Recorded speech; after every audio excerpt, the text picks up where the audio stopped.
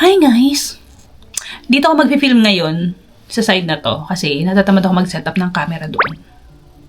At maraming kaguluhan, okay?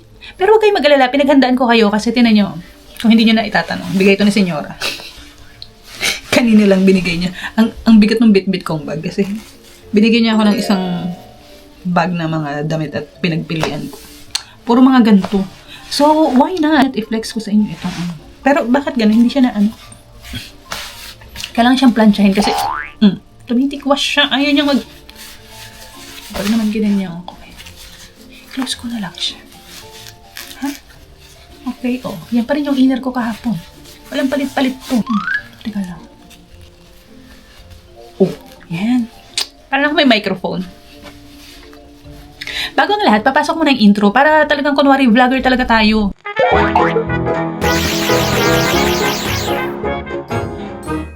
Sino kayong nang babasher? Anong TNT? Ha? Anong TNT? Tulo ng tulo? Tili ng tili? Tumbling ng tumbling? Hindi. Ano ba ibig sabihin ng TNT, di ba? Tago ng tago ang ano nila dyan. Which is, hindi naman kami dito nagtatago. Bakit ako magtatago? Eh kahapon nga kainuman ko yung mga ano doon, polis. Charing, hindi ko kainuman. Nag-appear lang kami. Etchos, hindi, walang ganon. Pero, ang totoo, hindi naman talaga. Walang ganyan. Hindi yan totoo. Galit.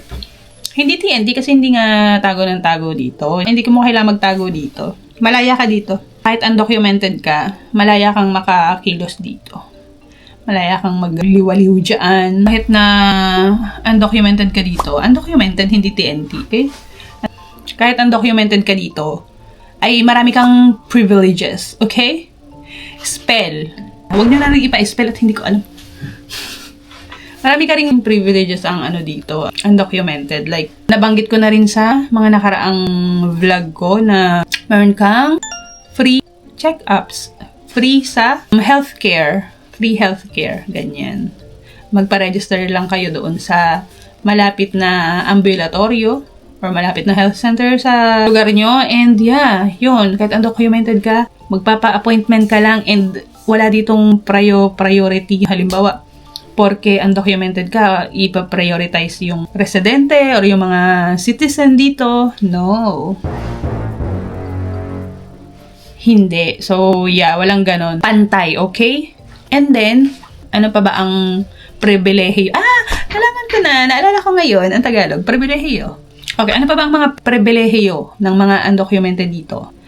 So, kapag halimbawa, naagrabyado ka ng employer mo, halimbawa, hindi ka pinapasahod ng tama or inaabuso ka sa oras, ganyan, pwede kang magsumbong. Okay? Pwede kang magsumbong sa kinauukulan, pwede mo silang ireklamo, at matutulungan ka dito, okay? Hindi ka tulad sa, wag na tayo mag-compare. Basta yun. Hindi tayo magko-compare, okay? So, kapag inaagrabyado kayo dito ng employer, halimbawa, yung naaabuso kayo, hindi kayo nababayaran ng tama, pwede nyo silang ireklamo, pwede nyo silang isumbong, magtanong kayo sa abogado, and tutulungan nila kayo. Dahil, dito, pro-manggagawa sila dito, hindi kayo maaapi dito, mga kababayan. May karapatan kang ganon, may rights ka. Rights. Yeah, meron kang rights para ereklamo ang mga nang-aapi sa'yo dito. So, hindi ka dito maaapi, okay? Huwag kang papaapi din. Kaya, pwede ka magparehistro sa munisipyo. So, meron kang pagkakakilanlan, di ba? Hindi ka TNT, nakaregister ka nga sa munisipyo eh. Pwede ka rin magbiyahe dito. Pwede kang magliwaliw dito sa buong Spain. Pwede kang sumakay ng eroplano pa rin. Dala mo lang yung passport mo. And dati kasi, ayan ay worried ako na akala ko baka hindi ako pwedeng mag-plane. Kasi diba pag gusto mo mag-travel dito, medyo malaki din ang Spain. Pag gusto mo mag-travel sa ibang part ng Spain. Like halimbawa, ako dito Malaga, papuntang Madrid, pwede ako mag-plane. So dati parang nangangamba akong mag-plane. Kasi nga wala akong papel. Sabi ko baka ako takot ako.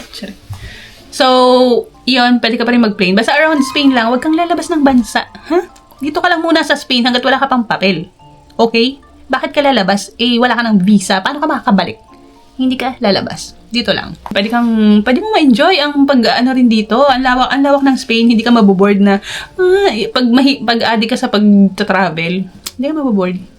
Biyahihin mo ang Spain. Medyo mahal lang din. Pag pumunta ka sa mga karatig na, hindi karatig, medyo, halimbawa bandang north, ganyan.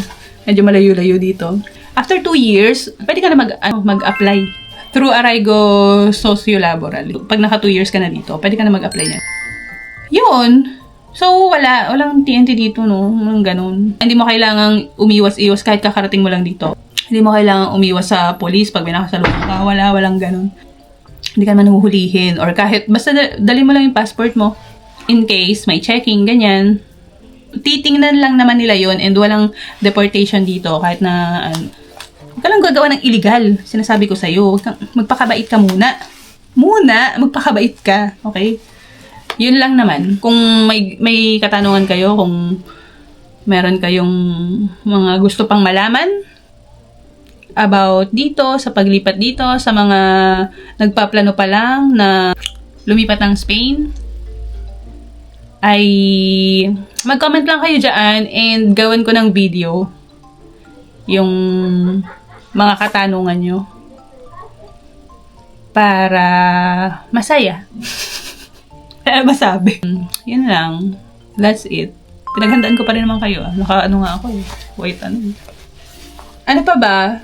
Yan, nasabi ko na lahat, no? Huwag kayong mag-worry na, Huwag kayong mag-worry na pag-apak nyo dito. Basta pag naka-apak na kayo dito sa Spain, pag, halimbawa cross country kayo, basta pag naka-apak na kayo dito sa Spain, safe na kayo niyan. Ang gagawin nyo na lang yan, ay mag-strive. Ay i-survive ang 2 years, 'di ba? Hanggang magkapapel kayo. Yun lang ang gagawin nyo kasi normal naman ang pamumuhay dito. Kahit undocumented kayo. Magagawa nyo pa rin lahat ang mga bagay-bagay, okay? Yun lang yun kailangan nyo trabaho para may pang-survive, pambayad ng renta, ng pagkain, ng luho, ng loto. Sino nagloloto? Anyway, yun lang. Mag-comment lang kayo dyan. Bigyan nyo ako ng baka may i-suggest kayo na i-content ko or na gusto nyo gawin ko ng video. Sasagutin natin yan sa pagbabalik ng That's it. Bye. Ayun yung background ko ngayon kasi nandito kami lahat. May nanonood ng TV, may nanonood sa tablet, may nagbukas ng gripo. Sige na, bye na.